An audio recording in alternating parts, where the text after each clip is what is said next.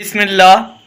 آغا جواد نقوی کے بہت ہی قریبی سمجھے جانے والے شاگرد علی رضا مطہری کی گفتگو سے متعلق آج کچھ میں آپ کے سامنے عرض کروں گا۔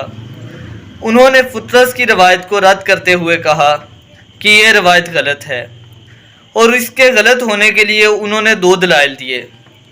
پہلی دلیل یہ کہ اس روایت کو ذاکرین پڑھتے ہیں، اور دوسری دلیل یہ کہ فرشتے کے نہ ہاتھ ہوتے ہیں، نہ پر ہوتے ہیں، نہ آنکھیں ہوتی ہیں، نہ کچھ، وہ تو صرف نور ہے۔ اب جناب، سب سے پہلے تو ہم یہ روایت آپ کے سامنے پڑھ کے سناتے ہیں کہ یہ روایت کہاں کہاں پہ ہے اور کس نے کس سے نقل کی ہے۔ ہم آپ کے سامنے شیخ عباس قمی، بہت بڑا نام، جنہوں نے مفاتیح الجنان لکھی ہے، ان کی دوسری کتاب جو مقتل حسین علیہ السلام سے ہے، اس سے روایت پڑھیں گے۔ اس کتاب کا نام ہے نفس المحموم۔ ولادت امام حسین علیہ السلام کے چیپٹر میں انہوں نے اس روایت کو درج کیا ہے، اور امام جعفر صادق علیہ السلام سے روایت کیا ہے، اور یہ سلسلہ شیخ صدوق تک پہنچتا ہے۔ تو سب سے پہلے تو ہم آپ کو روایت پڑھ کے سناتے ہیں۔ صدوق نے حضرت صادق علیہ السلام سے روایت کی ہے کہ وہ جناب فرماتے تھے کہ جب حسین بن علی علیہ السلام پیدا ہوئے تو خدا تعالیٰ نے جب جبریل کو حکم دیا کہ خدا کی جانب سے اور اپنی طرف سے رسول خدا کو تہنیت اور مبارکباد دینے کے لیے 1000 فرشتوں کے ساتھ نازل ہو۔ پس جبرائیل نازل ہوئے تو ایک جزیرے سے گزرے، وہاں ایک فرشتہ تھا فطرس نامی، جو حاملین عرش یا حکام میں سے تھا۔ خدا نے اسے کسی امر کے انجام دینے کے لیے مقرر کیا تھا، اور اس کے انجام دینے میں اس سے سستی ہو گئی تو خدا نے اس پر وبال توڑ دیے اور اس جزیرے میں پھینک دیا۔ اس نے 700 سال خدا کی عبادت کی، یہاں تک کہ حسین بن علی علیہ السلام پیدا ہوئے۔ اس فرشتے نے جبریل سے کہا، کہاں کا ارادہ ہے؟ جبریل نے کہا، خدا نے محمد صلی اللہ علیہ وسلم کو ایک فرزند عنایت کیا ہے، اور مجھے بھیجا ہے کہ انہیں خدا کی جانب سے اپنی طرف سے تہنیت اور مبارکباد دوں۔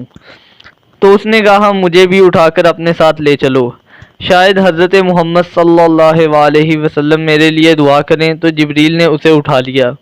جب نبی اکرم کی خدمت میں حاضر ہوئے اور خدا کی جانب سے اپنی طرف سے تہنیت کی، اس کے بعد فطرت کی حالت بیان کی۔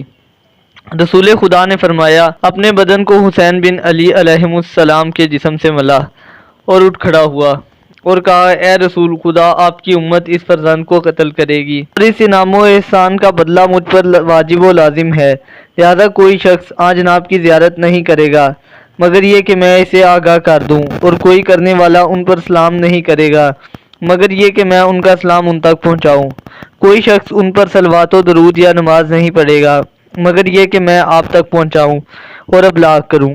یہ کہہ کر اوپر چلا گیا، اور دوسری روایت میں ہے کہ اپنی جگہ اور ڈیوٹی پر عروج کیا اور چلا گیا، اور کہتا جا رہا تھا، من مثلی، مجھ جیسا کون ہے کہ میں حسین بن علی علیہ السلام کا آزاد شدہ ہوں، جن کے نانا احمد حاشر۔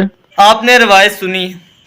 پہلی بات، اگر کوئی چیز اس لیے غلط ہے کہ اسے صرف ذاکرین پڑھتے ہیں، تو جناب ذاکرین تو یہ بھی پڑھتے ہیں کہ کربلا میں امام حسین علیہ السلام شہید ہوئے ہیں، تو پھر آپ یہ بھی مانیں کہ یہ بھی غلط ہے۔ دوسری بات، جو آپ کہہ رہے ہیں کہ فرشتے کے نہ ہاتھ ہوتے ہیں نہ سر ہوتے ہیں، وہ تو صرف نور ہے، یہ آپ کس قرآنی آیت اور حدیث کی روشنی سے استدلال کر رہے ہیں؟ آپ نے فرشتے کو تو نہیں دیکھا، آپ پہ تو ایک ہی دفعہ فرشتہ نازل ہوگا اور پھر آپ کچھ بولنے کے قابل بھی نہیں رہیں گے۔ آپ پہ نہیں، ہم سب پہ یہی ہے۔ تو گفتگو کا اختتام کرتے ہیں۔ آپ نے روایت سنی، دیکھی، فیصلہ خود کیجئے گا۔ آخر میں ایک دعا ہے، حضرت عباس علمدار علیہ السلام کی بارگاہ اقدس میں، مشکل گھڑی ہے کیجئے آسان راستے، سب پہ کرم ہو بالی سکینہ کے واسطے۔ بہت شکریہ۔